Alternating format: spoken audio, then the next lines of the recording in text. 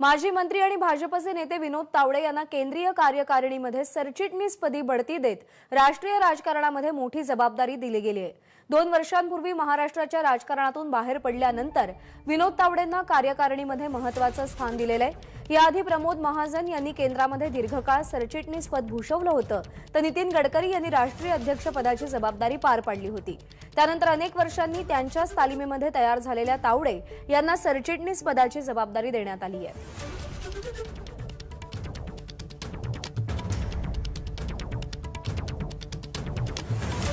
त्यामुळे विनोद तावडेंना संयमाचं फळ मिळालं अशी ही चर्चा राजकीय वर्तुळामध्ये सुरू झालेली आहे। विनोद तावडे यांच्याकडे पक्षामध्ये मोठी जबाबदारी सोपवण्यात आलेली आहे।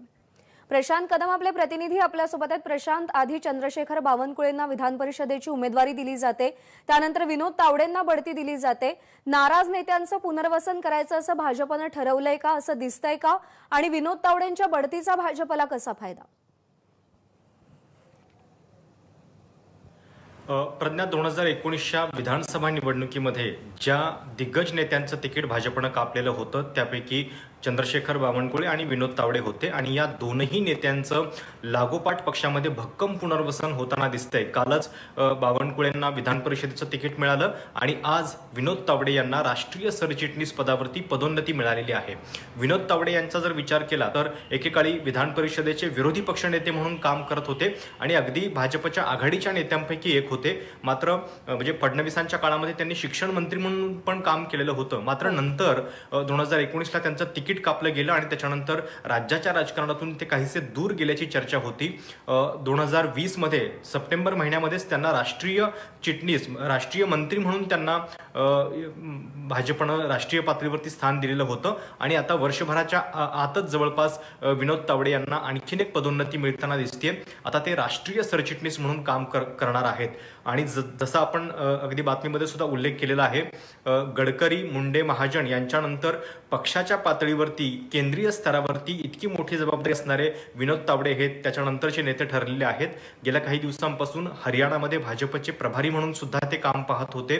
पश्चिम बंगालच्या निवडणुकीमध्ये सुद्धा त्यांनी काम पाहिलेलं होतं। चंदीगडच्या महापालिकेची निवडणुकीची जबाबदारी त्यांच्याकडे आहे आणि सोबतच पंतप्रधानांची जी मन की बात हा कार्यक्रम असतो, या मन की बात साठी समन्वयाचं काम सुद्धा गेल्या काही दिवसांपासून विनोद तावडे करत होते, पुढेही करत राहतील। आणि याच्याशिवाय प्रधानमंत्री गरीब कल्याण योजना या योजनेचे सुद्धा काम त्यांनी पाहिलेलं आहे आणि कदाचित गेल्या वर्षभरातल्या त्यांच्या कामाच्या वरती प्रभावित होऊनच JP नड्डा यांनी त्यांना ही पदोन्नती दिलेली असावी। आणि या पदोन्नतीचा अर्थ हा सुद्धा दिसतोय की राज्याच्या राजकारणामध्ये जे विनोद तावडे बाजूला पडलेले आहेत त्यांच्यासाठी आता दिल्लीमध्ये स्पेस तयार होतीये का, तावडे आता दिल्लीचंच किंवा राष्ट्रीय पातळीवरच राजकारण करणार का, हा सुद्धा त्याच्यातला प्रश्न आहे।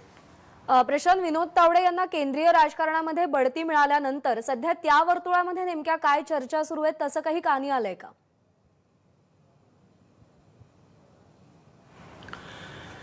नक्कीच, खरं तर विनोद तावडे, त्याच्यानंतर विजया रहाटकर, पंकजा मुंडे, सुनील देवधर हे महाराष्ट्रातले नेते जे आहेत ते गेल्या काही दिवसांपासून पक्षामध्ये राष्ट्रीय सचिव म्हणून काम करतात आणि त्यापैकी विनोद तावडे यांची आता पदोन्नती झालेली आहे। जर आपण एकूण राज्याच्या राजकारणातला विचार केला तर एकेकाळी विनोद तावडे असतील, चंद्रशेखर बावनकुळे होते, यांना कुठेतरी डावललं गेल्याची चर्चा होती। पंकजा मुंडे सुद्धा या यादीमध्ये आहेत, पण पंकजा मुंडे यांचं अजूनही योग्य म्हणावं तसं पुनर्वसन जे आहे ते झालेलं नाहीये। पण विनोद तावडे यांची जर आपण कार्यशैली पाहिली तर जेव्हा तिकीट नाकारलं त्याच्यानंतर सुद्धा त्यांनी पक्षनिष्ठा किंवा पक्षाचा आदेश जो आहे तो पूर्णपणे पाळलेला होता। कुठेही त्याच्याबद्दल नाराजी व्यक्त केली नाही। विधानसभेच्या प्रचारामध्ये सुद्धा ते सामील झालेले होते आणि त्याच्यानंतर कुठल्याही पद्धतीनं मीडियासमोर त्यांची नाराजी किंवा कशा पद्धतीनं नेतृत्वाविरोधातील त्यांची खदखद जी आहे ती व्यक्त झालेली नव्हती। कदाचित याचमुळे त्यांच्या संयमाचं हे फळ त्यांना मिळालेलं आहे। गेल्या काही दिवसांपासून आम्ही बघतोय की दिल्लीमध्ये सुद्धा ते ऍक्टिव्ह असतात। हरियाणासारखं राज्य त्यांच्याकडे आहे जिथं भाजपची सलग 2 टर्म सत्ता आहे आणि त्या अनुषंगाने आता विनोद तावडे यांचा हा राष्ट्रीय राजकारणातला रोल जो आहे तो किती प्रभावी राहतोय आणि हा म्हणजे राज्याच्या एकूण भाजपच्या जर आपण हायरार्कीचा विचार केला तर त्याच्यामध्ये संतुलनासाठी सुद्धा काही विचार केला ठेवून ही नियुक्ती केली गेलेली आहे का, हे सुद्धा आपल्याला पाहावं लागेल।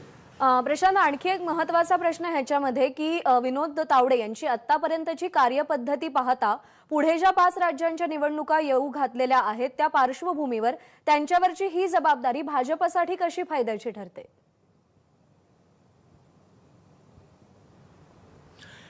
नक्कीच खरं तर जेव्हा पक्ष संघटना आणि सरकार या दोन गोष्टींचा विचार करावा लागतो तेव्हा दोन्ही ठिकाणी वेगवेगळे स्किल असलेले लोक निवडावे लागतात. विनोद तावडे हे अगदी पहिल्यापासून संघाच्या भाजपच्या मुशीत तयार असलेले पक्षाचे ओरिजिनल कार्यकर्ते आहेत आणि त्यामुळे कदाचित जेव्हा पक्षाच्या वाढीचा किंवा पक्ष संघटनेचा विचार येतो तेव्हा अशा पद्धतीनं पक्षाच्या विचारांवरती निष्ठा असलेल्या कार्यकर्त्यांना संधी दिली जाते. 2019 मध्ये विशेषतः 2014 ते 19 या काळामध्ये फडणवीसांची सत्ता असताना सुरुवातीला जरी विनोद तावडे यांना चांगली मंत्रिपद होती तरी नंतर त्यांचं स्थान जे आहे ते राज्याच्या राजकारणामध्ये कुठेतरी कमी झाल्याचं दिसत होतं. पूर्णपणे ते बाजूला फेकले गेलेले आहेत असं वाटत होतं आणि त्यात विधानसभेचं तिकीट नाकारल्यानंतर सुद्धा याच्यावरती एक शिक्कामोर्तब झालेलं होतं. मात्र गेल्या 2 वर्षामध्ये संयमानं विनोद तावडे यांनी जी आपली वाटचाल चालू ठेवलेली आहे त्याच्यामुळे आता ते राष्ट्रीय सरचिटणीस म्हणून काम करताना पाहायला मिळतील. बरोबर आहे, तुम्ही प्रशांत सांगताय त्याच्याप्रमाणे त्यांनी जो संयम दाखवला गेल्या काही कालखंडामध्ये विधान परिषदेचं तिकीट नाकारल्यानंतर सुद्धा आणि 2019 साली तिकीट कापलं गेल्यानंतर सुद्धा ते अत्यंत संयमी होते. त्यांची पक्षनिष्ठा कायम होती आणि त्याचं फळ त्यांना मिळालं असं म्हणायला हरकत नाही. प्रशांत, धन्यवाद दिलेल्या सगळ्या सविस्तर माहितीसाठी आणि केलेल्या विश्लेषणासाठी. दरम्यान विनोद तावडेंच्या राजकीय कारकिर्दीवर नजर टाकूया ग्राफिक्सच्या माध्यमातून. विनोद तावडे यांचा परिचय आपण करून घेतोय. अखिल भारतीय विद्यार्थी परिषदेच्या माध्यमातून तावडेंचा राजकीय प्रवास सुरू झाला. संघ परिवार आणि भाजपच्या मुशीत ते वाढले, त्यामुळे कमी वयात त्यांना मोठी संधी मिळाली. मुंबई भाजपचे अध्यक्ष असताना मुंबई महापालिकेत भाजपला त्यांनी घवघवीत यश मिळवून दिलं. 2014 साली मुंबईच्या बोरिवलीतून आमदारपदी ते निवडून आले. फडणवीस सरकारच्या काळात शिक्षण आणि सांस्कृतिक मंत्रीपद त्यांनी भूषवलेलं आहे. 2019 मध्ये मात्र त्यांचं तिकीट कापलं गेलं, तिकीट नाकारलं गेलं, पण विनोद तावडे यांनी त्या संपूर्ण काळात संयम बाळगला. पक्षश्रेष्ठींनी दिलेली प्रत्येक जबाबदारी विनोद तावडेंनी स्वीकारली आणि निभावली.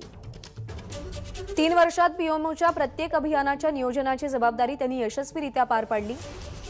2020 मध्ये कार्यकारिणीमध्ये सचिवपदी त्यांची निवड झाली आणि हरियाणा राज्याच्या प्रभारी पदाची जबाबदारी त्यांच्या खांद्यावर सोपवण्यात आली.